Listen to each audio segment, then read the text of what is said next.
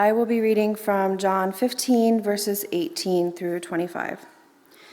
If the world hates you, know that it hated me first.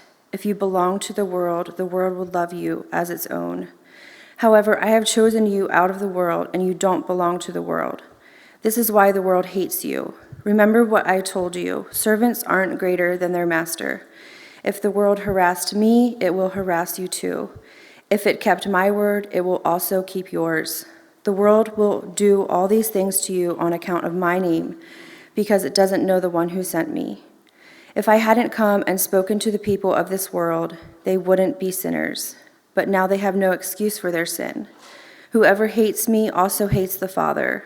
If I hadn't done works among them that no one else had done, they wouldn't be sinners. But now they have seen and hated both me and my Father. This fulfills the word written in their law. They hated me without a reason. I will be reading Matthew 5:38 to 48. You have heard that it was said, an eye for an eye and a tooth for a tooth. But I say to you, do not resist the one who is evil. But if anyone slaps you on the right cheek, turn to him the other also. And if anyone would sue you and take your tunic, let him have your cloak as well. And if anyone forces you to go 1 mile, go with him 2 miles. Give to the one who begs from you, and do not refuse the one who would borrow from you.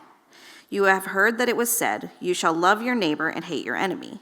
But I say to you, love your enemies and pray for those who persecute you, so that you may be sons of your Father who is in heaven. For he makes his sun rise on the evil and on the good, and sends rain on the just and on the unjust. For if you love those who love you, what reward do you have? Do not even the tax collectors do the same? And if you greet only your brothers, what more are you doing than others? Do not even the Gentiles do the same? You therefore must be perfect, as your heavenly Father is perfect.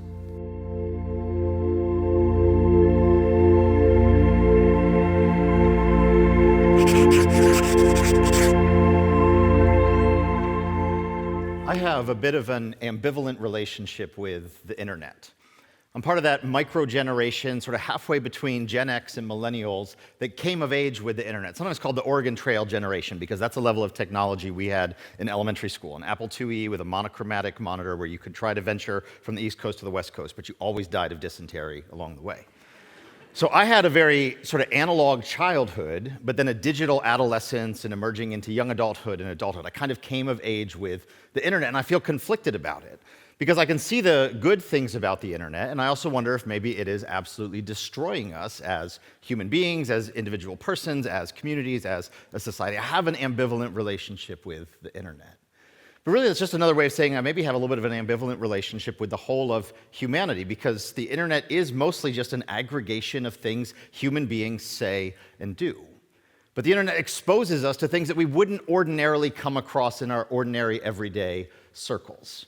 I came across something recently when I was thinking through this sermon about following Jesus into conflict, and I want to share it with you. It comes from the internet site Reddit, sometimes called the front page of the internet, a subreddit called r/atheism, where people who are interested in atheism gather together to talk about their ideas. It's actually in the top 1% of subreddits on Reddit. It has almost 3 million members. And here's what one user wrote about a year ago in a post entitled, "Does anybody else find Jesus to be a loser?" This is the title of his Reddit comment. "Actually, I don't think Jesus existed at all," he writes, "but I find Jesus, as he's described in the Bible, to be a ridiculous loser. He's probably the single biggest loser in any fictional book." Then he quotes Jesus. "If somebody strikes your left cheek, turn your other cheek so they can strike your right cheek. What?" But he doesn't say what. He uses an internet acronym that's more profane than just what. Then he quotes Jesus again. "Forgive everybody 70 times 7. Again, what?" And then ending his life being nailed naked to a cross like a criminal. If he really was God, he could have gotten his angels to save him, but instead he died in the ultimate loser death. Now imagine for most of us, this sounds blasphemous, right? I mean, you're here in a Christian church on a Sunday morning listening to someone talk about Jesus. You probably don't think that Jesus sounds like the biggest loser to have ever existed. But obviously this idea is out there. This is not an isolated person's opinion. There are other people who would share this perspective. And I think in some ways, as challenging as it is for us today, I think in some ways this actually may have captured the dominant perspective of folks who knew Jesus in the flesh. Because Jesus didn't enter into this world as a dominant, risen, conquering king. Jesus enters into this world in very ordinary or even less than ordinary circumstances. And Jesus invites people to follow him before he has any proven or established track record of success. Jesus' summons to follow him is not necessarily an invitation to follow someone who seems like they're on an upward trajectory, who's going to take over the world and win all the things. And in fact, Jesus is really clear about this with his followers, with his disciples, with those who would seek to come after him. He says, anyone who wants to come after me must deny themselves and take up their cross and follow me. This is not an invitation that guarantees fame and fortune and glory. Or what Jesus says to his disciples after they have been following him for a pretty long time. He says, if the world hates you, know that it hated me first. If you belong to the world will love you as its own. But I've chosen you out of the world, and you don't belong to this world. This is why the world hates you. This is intense language that Jesus is using. Jesus' summons, Jesus' invitation is not the invitation of someone who has an established track record of success. It is not someone who has come into the world and demonstrated a lot of winning and then says, come follow me and you can be a winner too. Jesus is inviting people to follow him even though it seems like things are not going all that well for Jesus most of the time. And so the summons to follow Jesus is an invitation, at least in part, into conflict. The world that Jesus enters into is a world rife with conflict. Not that much different from our world today. We can tick through some of the types of conflicts that existed in the world that Jesus entered into. There was interpersonal conflict, just the ordinary, run-of-the-mill, everyday way that human beings who have to live together and share space and share resources, we tend to get on each other's nerves. We have disagreements about things. And people want Jesus to enter into these conflicts. There's one man who comes to Jesus and says, make my brother give me my share of the inheritance. This is a very, very ordinary conflict. There have been millions, if not billions, of people who have fought about inheritances in their lives. So there are these ordinary, everyday interpersonal conflicts, the ordinary things that come up when human beings have to coexist together. It's not always easy for us. But there's also what we might today call class conflict. They wouldn't have used this vocabulary back then, but there were conflicts between the haves and the have-nots. The elites and the ordinary people, those who had resources and those who did not have access to resources. Some of this conflict manifests itself in the tensions between tax collectors and those that they collect their taxes from. There are class conflicts in Jesus' day. Then there are cultural conflicts. The most obvious one being the cultural conflict between Jesus' fellow Jewish people who lived in that land and their non-Jewish or Gentile Roman occupiers. But you also have some cultural conflicts within Judaism itself because they had experienced a series of empires coming in, invading their land, scattering them abroad, and they have responded in different ways. So you have Jewish folks who had more of an affinity for Greek culture, sometimes called Hellenistic Jews. Maybe they taught their kids Greek. Maybe they spoke Greek in the home instead of speaking Hebrew. Then you have conflict with these folks called the Samaritans, who are almost Jewish, but there's enough question about their lineage and heritage and genealogy and bloodline that they don't fully count as Jewish. You have these cultural conflicts existing in Jesus' day. And you have theological conflicts, disagreements about the nature and character of God, what Scripture teaches and how it should be interpreted. One of the most evident ones that we see in the Gospels is there's a conflict about the resurrection. Not every one of Jesus' contemporaries agreed that at one day in the future God would raise up all who had died. So there's this conflict. It primarily falls along lines between the Sadducees and the Pharisees. The Sadducees don't believe there will be a future resurrection. The Pharisees do. So there's theological conflict. And there is political conflict. Boy, oh boy, is there political conflict. Do you think our politics today are bad? You are absolutely right. Our politics today are very, very bad. But the politics in Jesus' day were also very bad. There's a guy named Herod Antipas. There are a whole bunch of dudes all named Herod. One of them actually executes Jesus' cousin, John the Baptizer, and that happens because this Herod had taken his brother's wife, who also happened to be their niece, and John the Baptist condemned him for it. And this is all part of a power struggle, a political struggle within Jesus' day. There are all sorts of political conflicts, and there's even military conflict. There's a period of relative tranquility during Jesus' actual lifetime. It actually begun maybe 150, 175 years earlier. Rome had come in, they had taken over, but things were somewhat calm, and it remains calm for about 30 years after Jesus' resurrection, and then everything falls apart militarily. There's this crazy invasion, Jerusalem is destroyed. But even during Jesus' day, even though there's no large-scale armed conflict, there is this guerrilla warfare happening. There is an insurgency campaign happening against the Roman Empire. So you have all of these different types of conflicts. Conflicts not that different from the conflicts that you and I face today. And if we follow Jesus, we have to think about, how did Jesus respond to these conflicts? What was Jesus' response when entering into and facing a world rife with conflict, all sorts of disagreements, some of which at times were violent? What is Jesus' response? And it is true that Jesus gives us some bright line rules to follow in thinking about how we ourselves engage conflict.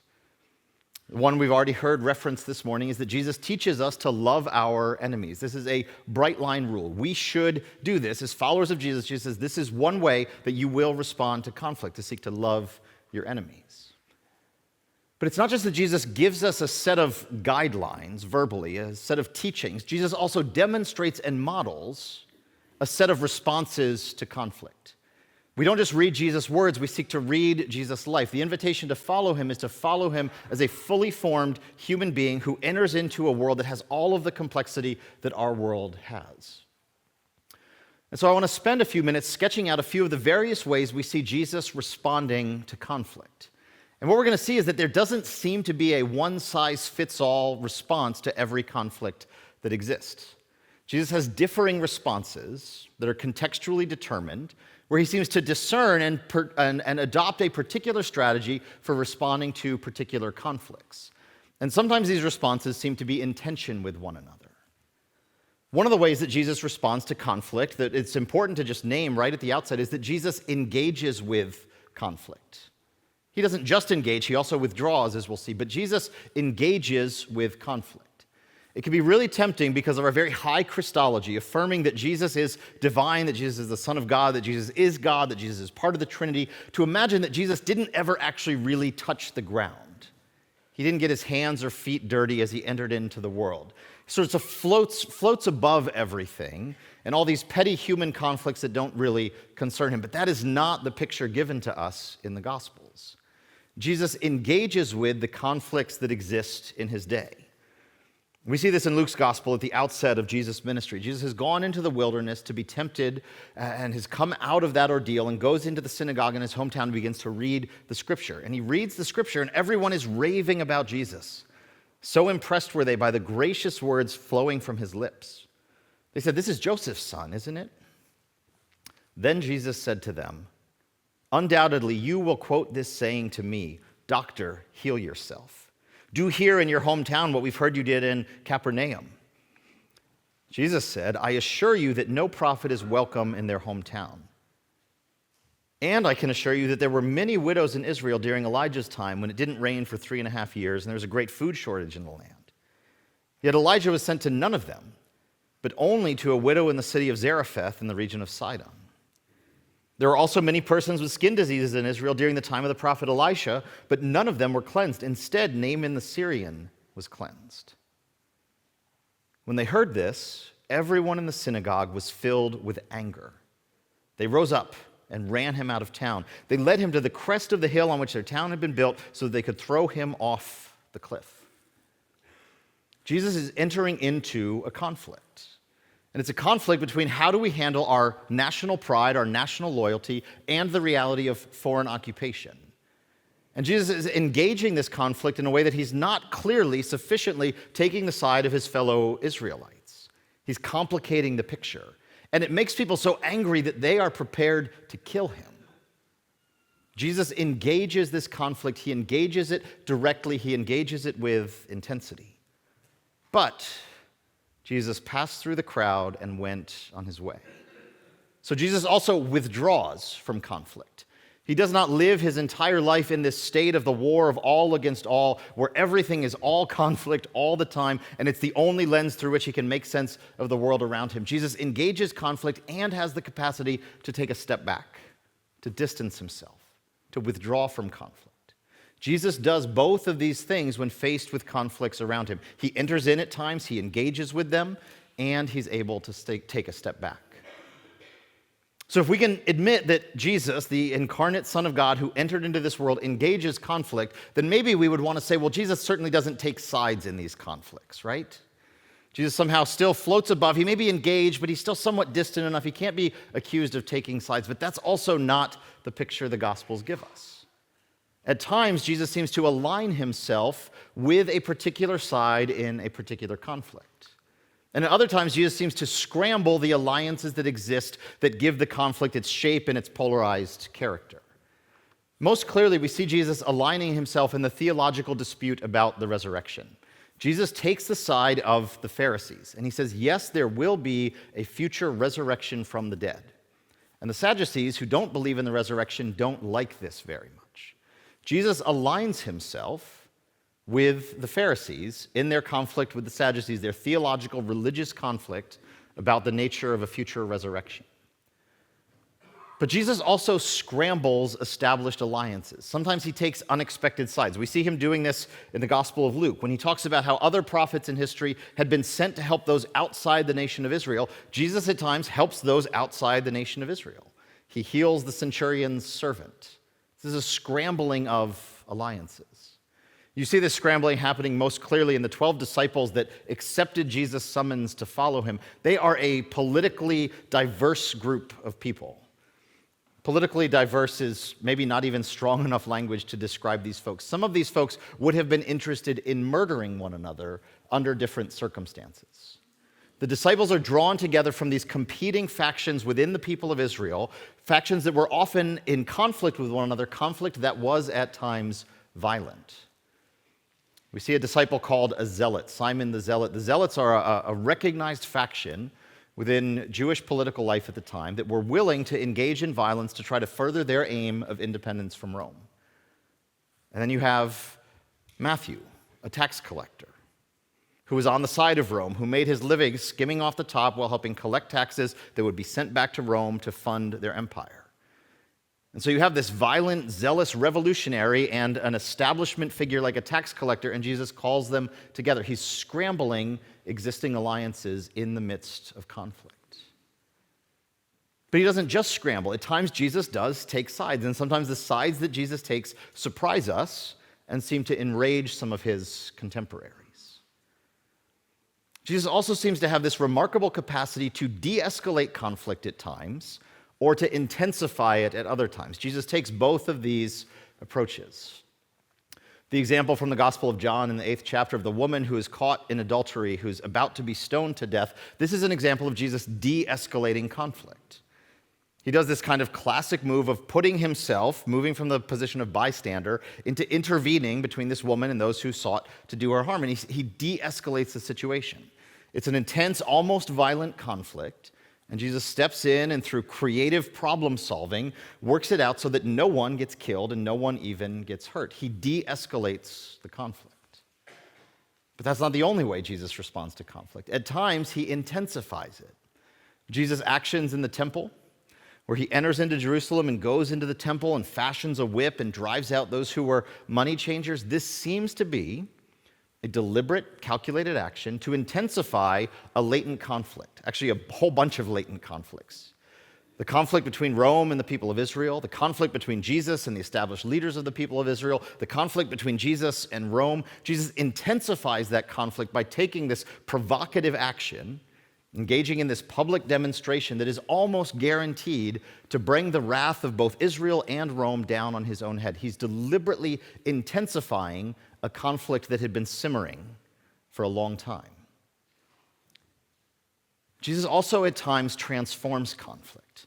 And this feels a little more comforting for us as Mennonites. We've been seeing some challenging parts of how Jesus responds to conflict. We're like, oh, conflict transformation, that sounds like Mennonite language. That's good stuff that we can do. We know how to do that sort of thing. And it's true. There are times that Jesus transforms a conflict. He looks for these creative solutions or a third way or a win-win. Think about when Jesus is confronted with the conflict about whether to pay taxes or not. Paying taxes is required by Roman law. It seems to be prohibited by Jewish law, or at least certainly if you are believing that God will miraculously intervene to bring about political liberation for your people, you wouldn't want to necessarily pay taxes. Jesus is confronted with this challenge, and he has this creative response. He says, show me the coin you use to pay taxes. Whose picture is on it, and whose inscription? It's Caesar's. He says, well, give to Caesar what is Caesar's. Give him back the coin that you've gotten from him, pay your taxes, and give to God what is God's. This is a creative, third-way conflict transformation response. But often the way Jesus transforms conflict is that he relocates it.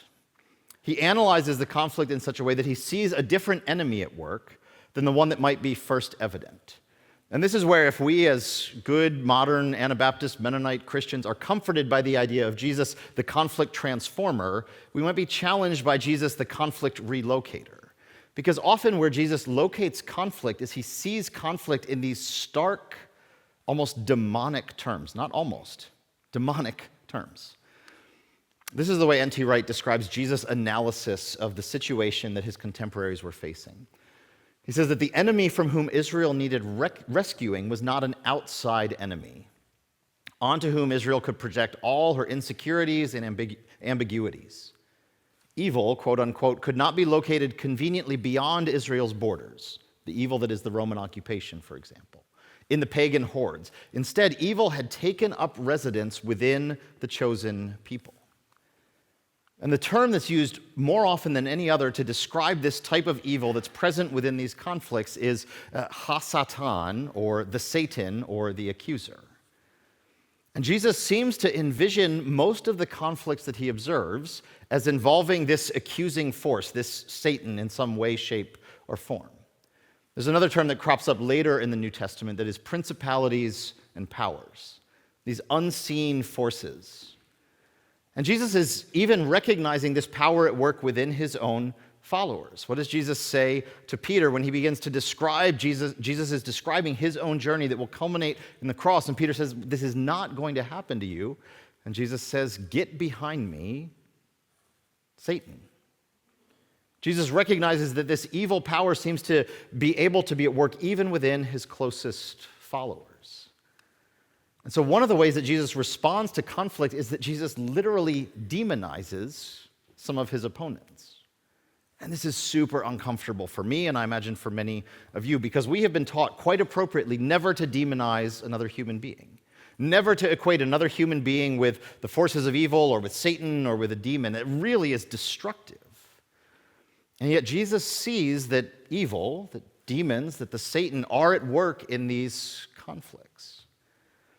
And I wonder if Jesus is onto something that we can lose sight of because of some of our discomfort with this language. Have you ever experienced a conflict that seems to arise out of nowhere, out of nothing? It just kind of spontaneously combusts? Or experienced a conflict that has escalated beyond any level of human reason or understanding that could make sense of it, where we are behaving fundamentally, irrationally in conflict with one another? And I wonder if it could be that there are forces at work that we don't fully understand or recognize that are driving and causing and sparking and amplifying and intensifying conflict. And so Jesus relocates conflict, that the surface level appearance of what's going on is not always the true analysis of the situation. And often Jesus relocates this conflict by demonizing. Jesus sees demonic forces at work in human conflicts. And so all of this, all of Jesus' varying responses to conflict, this is all clear as mud to us, right? Jesus has differing, sometimes seemingly contradictory responses to conflict.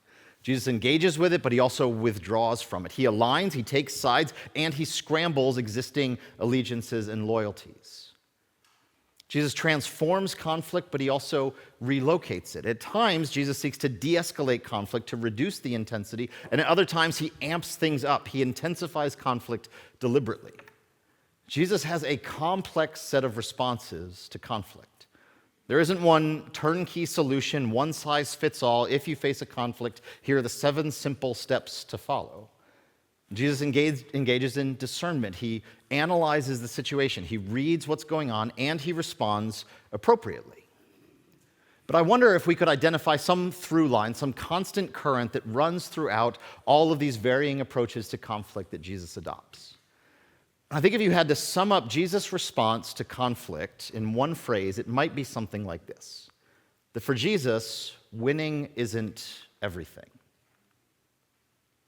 That in all of these various conflicts that existed in his day, interpersonal conflicts, cultural conflicts, class conflicts, religious conflicts, political conflicts, even military conflicts, in all of these different ways that human beings were struggling to get along with one another, were threatening each other with harm, were doing harm to each other. In all of these conflicts, the through line in Jesus' ministry seems to be that winning isn't everything.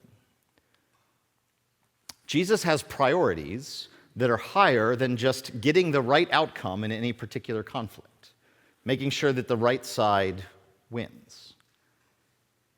In some sense, it's accurate to say that in all of these different conflicts that Jesus experiences, Jesus is willing to lose. He's willing perhaps even to be seen as a loser. Because the conflict that Jesus is seeking to win is not a conflict that can be won by defeating any human enemy. Jesus has his eyes on an ultimate victory that can only be won, paradoxically, through losing. This enemy, this Satan, these demonic forces that Jesus seems to be in conflict with throughout his earthly life, Jesus seems to recognize that there is no means to triumph over them by greater force, greater strength, greater power, better military. None of that is going to work. Instead, Jesus sees that the only path to defeating the forces that ultimately need to be defeated is his own death on a cross. Jesus does not seem to be content to defeat people who do evil. Jesus intends to defeat evil itself, which is a very different thing. Put another way, Jesus is not interested in just defeating human enemies. He's interested in defeating enmity itself, the forces that drive us into conflict with one another. And so to follow Jesus into conflict and to seek to respond to conflict the way that Jesus did means adopting a mentality, a posture that says winning is not everything. There are more important values at stake. There are more important principles. It is more important to have integrity as a follower of Jesus than to win any particular conflict.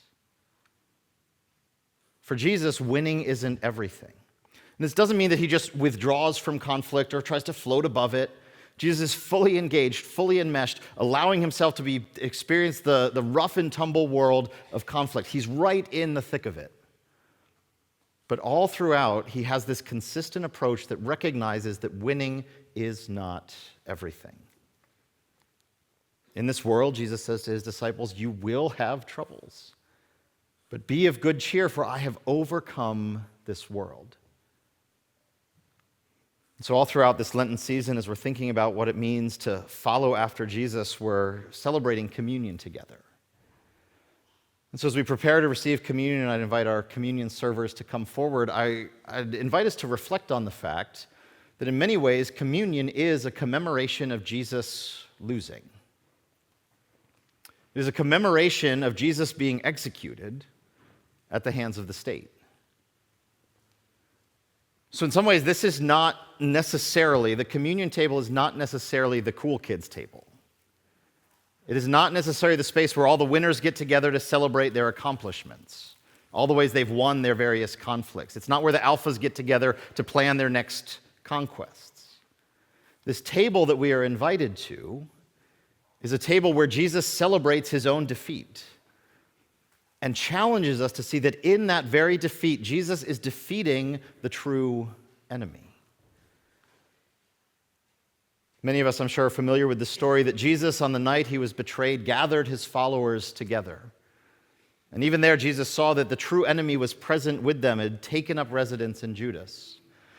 But even so, even with Judas being under the influence of this true enemy, Jesus takes bread, and after he has given thanks for it, he breaks it and he gives it to all his disciples, including Judas.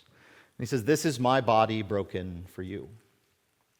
And in the same way, Jesus takes the cup, and after he had given thanks for it, he gives it to his disciples, saying, "This is my blood shed for you and for many for the forgiveness of sins. So as often as we eat of this bread and drink of this cup, we proclaim the Lord's death, the Lord's defeat, which paradoxically is his real victory until he comes again.